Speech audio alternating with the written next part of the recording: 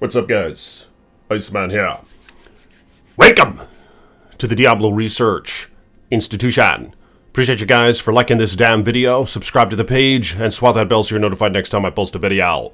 And blessings to my patrons. May you have many wives. Links in the description below. So, something cray-cray happened last night, alright? Something extremely unusual.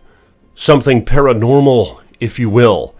That's right, I was fixin' to find Ethereal's might. So some of my boys were on the live chat when I was live streaming, and they hit me up saying, Iceman, do you want to do some tormented Ubers? And I said, okay. Fixing to get Ethereal's might, because I thought for a minute that Ethereal's might was going to be a good addition to this build. I didn't think it was going to be perfect, but I thought it would be fun to try out, make some videos on, etc. Little did I know, on the first damn kill against Uber Duriel, I think, I'll show it in a clip in this channel later on, he dropped a freaking SHAKO, alright? I wasn't even looking for SHAKO. That's right, he dropped a Harlequin crest, and I wasn't all that excited because I was like, oh, damn, this thing isn't going to benefit my build all that much because my build is not centered around my blizzard damage, but it is rather centered around the little ice spikes that Blizzard produces that I get from these legendary aspects. That's pretty much what this build is built around. Like, even with these tempers, I go for ice spike damage. So just the straight up Blizzard damage, I was a bit underwhelmed. It's like, oh god, this isn't going to be a good addition. But the thing is, the 4 to skill ranks actually adds to all your defensive skills as well. So for instance, with Flame Shield, I now have a lasting 3.23 second Flame Shield as opposed to a 2.77 second Flame Shield. And the Frost Armor stays, it lasts for the same duration.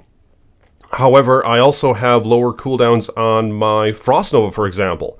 So this one has a 19.56 second cooldown, and then with SHAKO, it has a 14.75 second cooldown. Oh my god.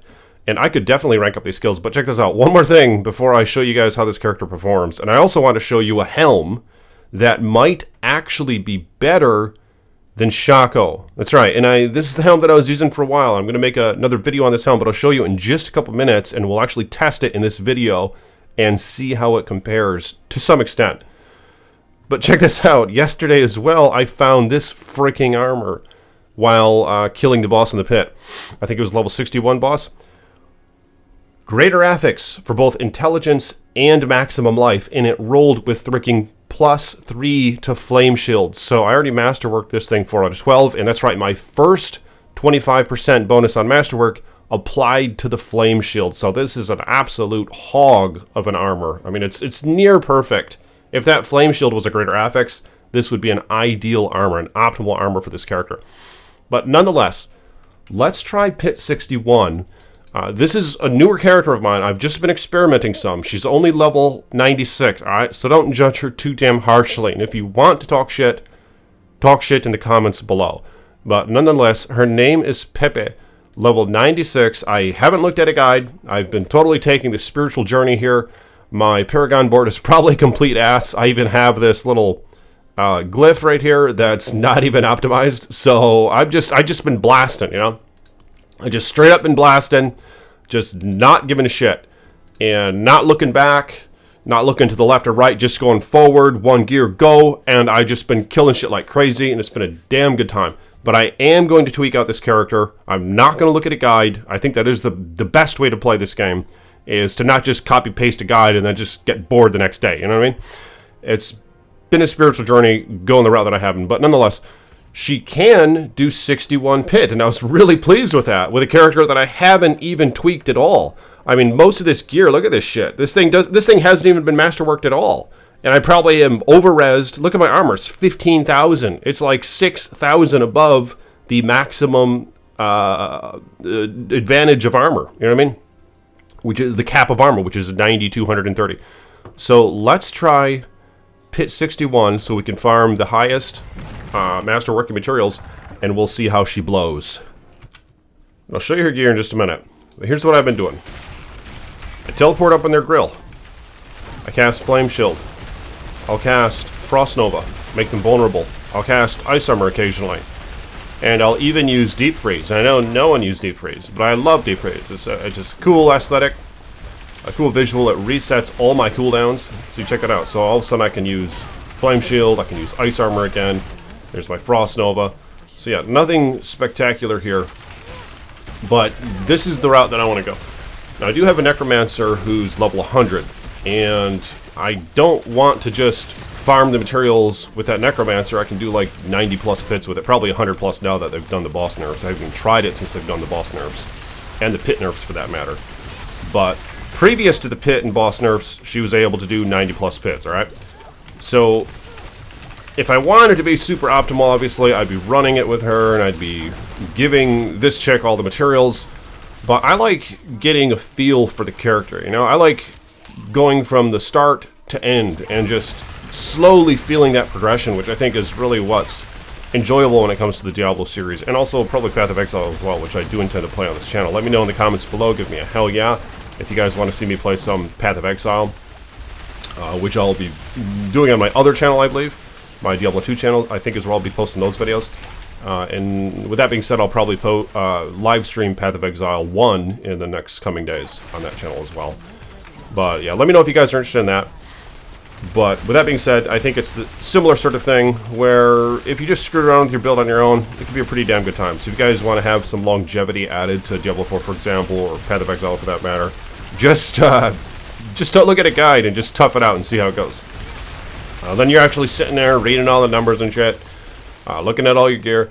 But as you can see here, I'm doing okay, you know? I mean, you see the numbers here? I'm doing okay. It's a bit slow. So what I need to do is consider my gear, and maybe I need to temper more, I need to masterwork more, I need to temper the shit out of the ones that give ice spike damage, I need to fully masterwork my SHAKO. So far I've really only fully temperworked, or masterworked rather, one piece of gear in Diablo 4, and that piece of gear is some two-handed scythe with one graded affix mod, and it just has the tempers that I was looking for. That's the only thing that I've leveled 12 out of 12 in this game. I just haven't really felt like I kind of stopped playing my Necromancer. Like I was like, oh wow, I can just obliterate endgame as far as I see it. I haven't yet killed Uber Lilith. I got her down to 1/3 health before she was nerfed recently. I haven't even attempted her since she was nerfed, so I don't really know how he's going to do or she's going to do against her. But I am willing to find that out. I'll probably make a video on that as well. But I just got bored, so I didn't really want to fully masterwork anything else. I fully masterworked that nice two-handed scythe. But beyond that, I was like, shit, I'm kind of bored, honestly. And then I thought, well, wait, what if I tried to make a sorcerer character? Because I really liked Diablo 2. Not that I played the Blizzard sorcerer all that much in Diablo 2, but it's like probably the most popular build in that game. That, the Hammered In, whatever else. Let me know in the comments if you guys played Diablo 2. But basically, I like this one more than the Blizzard Sorcerer in Diablo 2, because this one you get up in their grills. Like, check this out. You're right up in their grills. You're not super squishy. Like in Diablo 2, you're super squishy. Well, there you go. She gets popped right there right when I say it. But that's because the player behind the keyboard. It's not because of the mechanics here. You have a lot of defense. You have your Flame Shield. You have your Cold Shield thing. You have your Frost Nova. This one is a lot more durable than what you would get in Diablo 2. So I think this is a much better experience in terms of the combat than what you get with the Diablo 2 Blizzard Sorceress. I mean, this one you go right up in their grill and you just keep freezing the shit out of them. And you can mess around with all your temperaments, you can mess around with all your affixes and this and that. Like, there's all sorts of things I could do to this build to make it better without even looking at a guide. You know, like when I was leveling up, I was just blasting through. You know, I barely even read shit. I just love killing monsters, love having uniques fall all over the damn place, love having legendaries fall over the damn place, fall into the damn sky. And that is kind of a problem, however. I've heard people have conflicting opinions on this whole thing. You know, it's like a what do you call it? Like a one of those topics that is polarized, where some of you say that we do need more stash space in this game. Some of you say, Ice Stick, just stop being a damn hoarder. You dumb toad. You know what I mean? Is basically what you're saying. I don't know which is correct, but I'm shocked that they don't let us purchase stash tabs, because that just seems something basic that they would have implemented. Path of Exile does that. Don't most modern action RPGs do that? They just let you purchase the damn stash heads if you wanted to. I just don't understand why Blizzard don't let you do that. Because I do like hoarding to an extent. I like saving stuff for different builds and this and that. Like, for example, I have this pair of boots that gives +3 to Blizzard, and I kind of want to try that out, just a straight-up Blizzard build and not a Ice Spikes Blizzard build. Just what does it look like if you actually try to boost up your Blizzard damage? I'm guessing it's going to be complete ass. But I don't know that for a fact. I'd love to test it out one day, which is why I kept those damn boots, for example. I also kept a pair of boots that has +3 to Meteor. But here we go. Here's the boss. This is the hard part. So let's see if... Oh, shit. I beat it a couple times yesterday. Are you kidding me? What the hell is up with my damage? Holy shit! Am I even playing the right build? Oh my god! Oh my god! I'm getting the shit kicked out of me. Is it just the boss? Let's try it again. Come on, buddy. Holy bloody toad. I must have, I screwed up somewhere. I was actually screwing with my Paragon. I think my finger slipped. Holy shit. Yeah, I think my finger slipped when I was messing with my Paragon board. I think I took out a glyph or something. I'm sorry. Come on, get that thingy. This is kind of the struggle with this one, actually. As the bosses are quite tedious. She's just not quite there, but again, I haven't tweaked it at all. Like, her gear is complete garbage. Aside from maybe that little SHAKO that I found, but I need to fully masterwork that thing. I'm actually looking forward to it. So my intention right now is, oh my god, is to fully masterwork my SHAKO. And is to fully masterwork my body armor, which vastly needs it as well. Because those items are just... I don't think I'm going to find anything that's going to replace them. Aside from a greater affix SHAKO. Multiple greater affix SHAKO. Ideally. But as for the armor, how am I ever going to replace that? You know what I mean? Greater affix intelligence. Greater Oh! Dumbass! Greater affix intelligence. Greater affix everything else. Except for Flame Shield, but there it had +3, and I straight up I got +4 to Flame Shield on my first temperament. But okay, here's the gear. Harlequin Crest SHAKO. This thing right here. And I have, well, you stand in your Blizzard, and for 3 seconds after, you take 29% less damage. And then I have these gloves. Ice Spike temperament. You deal 32% more damage to immobilized, stunned, or frozen enemies. Then I have Juggernauts, which is what's making me way over my armor cap, but I just haven't messed with it yet. So I have the armor cap thing on there. It's a great way to get your defense past 9,000. Just get the Juggernauts aspect, alright? Nice boots with 2 greater affixes. Mana per second. And I have the teleport affix there. Teleport's cooldown is reduced by 2.1 seconds after teleporting. Crackling energy and all that shit comes out. And then here's the Convection of Elements thing on the sword, and I have Ice Spike damage and Blizzard size on there, which is actually a great way to go. My focus is complete garbage, no greater affix, and I could retemper it. I need to get the Blizzard size on this as well, just have a massive Blizzard. Then I have this Telrash's Loop. I don't know if this is ideal. I'm going to compare this against a ring that has the Ice Spike temperament, but you do get a lot of non-physical damage added there, and of course you get the up to 50% added damage as well when you're doing damage with all elements, which is what I'm doing. Then I have this ring with Ice Spike temperament. While Deep Freeze is active, exploding ice spikes form the area, dealing 2,800 cold damage. Your ice spikes have a 50% increased explosion radius. So I don't know, maybe this is good. I'm guessing that's a good synergy with this one here, which is what this build is centered around. With this aspect, when you cast Blizzard, it will periodically spawn exploding ice spikes that deal 3,700 damage. Your ice spikes deal 23% increased damage to frozen enemies. So just quite an amulet there. But yeah, I did something. I messed this character up. I really messed it up somehow. I think it was with the screwing around with my Paragon. So I'm going to pause the video, and I'm going to see if I can kill this damn boss, and we'll see what happens. Alright, so I got the shit kicked out of me. And here I am again now, and I did a different pit. It's now level 50 instead. The problem might have been that I wasn't using any potions for incense.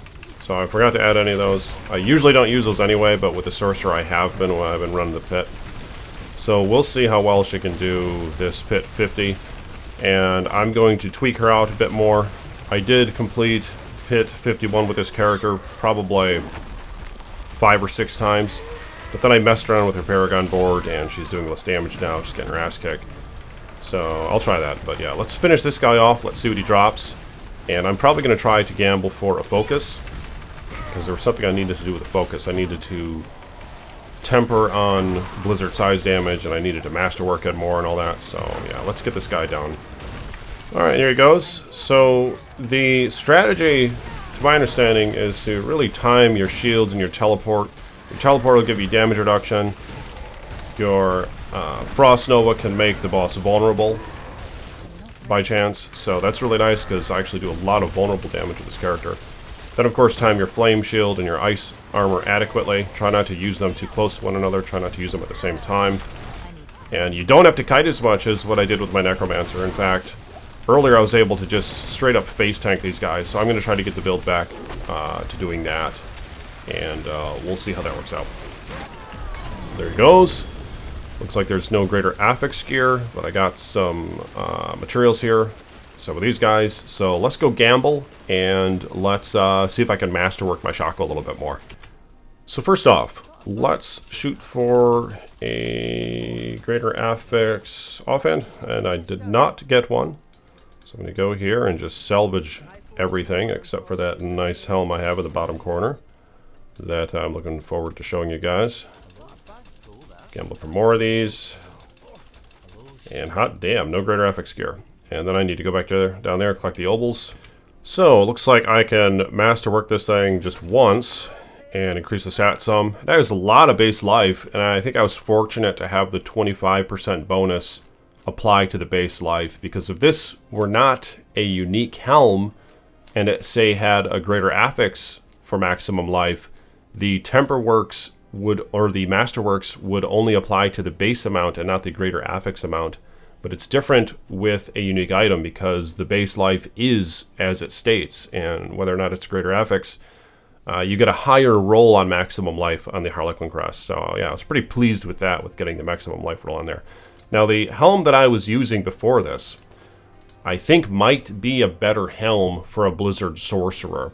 It's called the Godslayer Crown, and I masterworked this thing 7 out of 12 so far. And I actually found 2 different ones now, one of which has 2 greater affix rolls on it with a 60% damage bonus. So I'm going to compare the 2 in a future video, and we'll see which one performs better. I think this one for DPS is going to perform better. However, the SHAKO is going to perform better for survivability. So I guess we'll see which one does better overall. This thing actually has a good cooldown reduction on it. But nonetheless, when you stun, freeze, or immobilize an elite enemy or damage a boss, it pulls in nearby enemies. You deal 54% increased damage to them for 3 seconds. This effect can only occur once every 12 seconds. So you have a pretty cool helm there, which is why I wasn't all that ecstatic when I dropped the SHAKO, right? I was like, oh, damn, I wanted the Tyrael's Might. But then, I don't know, the survivability is there with SHAKO. And you get the nice resource cost reduction, which hopefully I'm going to get more and more of that as I masterwork this thing more fully. So we'll see how that goes. But nonetheless, if you guys will like this video, subscribe to the page, hit the bell so you're notified next time I post, and I'll see you tomorrow. Peace be with you.